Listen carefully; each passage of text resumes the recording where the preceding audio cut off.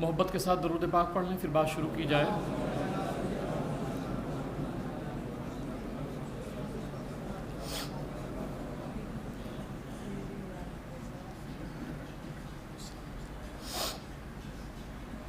اللہ کے رسول صلی اللہ تعالیٰ علیہ وسلم ارشاد فرماتے ہیں کہ جو شخص مجھ پر درود پاک پڑھتا ہے یا پڑھے گا، تو میرے آقا صلی اللہ علیہ وسلم فرماتے ہیں کہ میدان محشر میں ایسے شخص سے میں مصافحہ کروں گا۔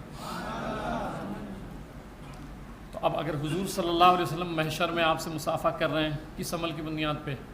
درود پاک پڑھنے کی بنیاد پہ۔ پھر ہم لوگوں کو تو پڑھ لینا چاہیے، ہے کہ نہیں؟ وہاں پہ جب کوئی پرسان حال نہیں ہوگا، ایسے موقع پہ میرے آقا اگر مصافحہ کر رہے ہیں آپ سے۔ مدارج النبوہ شریف میں شیخ صاحب لکھتے ہیں کہ ایک شخص جنگل سے جا رہا تھا، تو اس نے دیکھا کہ سامنے ایک بڑا بدصورت شخص آ گیا، برے شکل والا بدصورت آ گیا۔ تو مدارج النبوہ شریف سے یہ میں حوالہ پیش کر رہا ہوں۔ تو شیخ صاحب لکھتے ہیں کہ اس نے پوچھا کہ تم کون ہو؟ اس آنے والے نے بتایا کہ میں تمہارا برا عمل ہوں،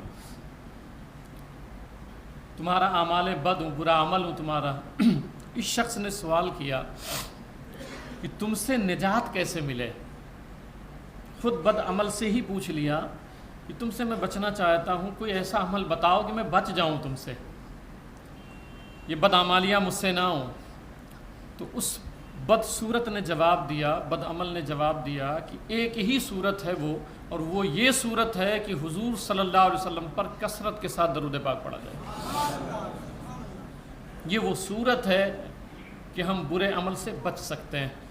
اور یہی نہیں، امام شافعی رحمۃ اللہ تعالیٰ علیہ آپ سب جانتے ہیں، امام شافعی رحمۃ اللہ تعالیٰ علیہ کی جب وفات ہوئی تو حضرت عبداللہ ابن الحکم روایت کرتے ہیں کہ میں نے خواب میں دیکھا اور پوچھا کہ اللہ تعالیٰ نے آپ کے ساتھ کیا سلوک کیا، امام شافعی رحمۃ اللہ تعالیٰ علیہ کے تعلق سے۔ تو فرماتے ہیں کہ امام شافعی رحمۃ اللہ تعالیٰ علیہ نے بیان فرمایا کہ میں جب میری وفات ہو گئی اور میں گیا، تو جب مجھے جنت لے جایا جا رہا تھا، اللہ نے معاف فرما دیا، اور جب جنت کا حکم ہوا تو جنت کو اس طرح سجایا گیا جیسے دلہن کو سجایا جاتا ہے، اس طرح جنت کو میرے لیے پرسنل، میرے لیے اس طرح اس دن سجایا گیا۔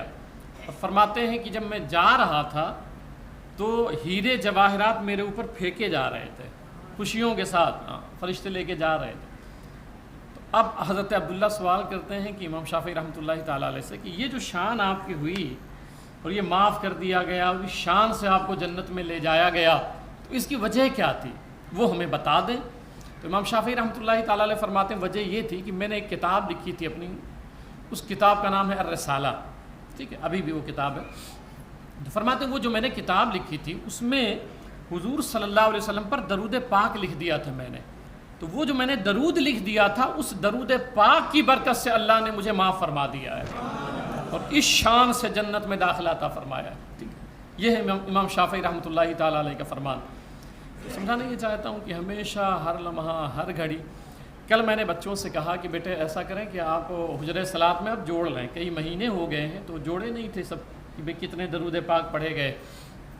تو کل شام میں سارے بچے جمع ہو کر کے جوڑیں، تو میں آپ کو عرض کروں کہ جو لوگ آئے ہیں اور درود پاک پڑھیں اس میں 9 کروڑ سے زائد درود پاک پڑھے جا چکے ہیں۔ کل جوڑے گئے جب، اتنے دنوں سے چونکہ جوڑا نہیں گیا تھا، تو شمار کیا گیا تو 9 کروڑ سے زائد درود پاک اللہ کی توفیق سے۔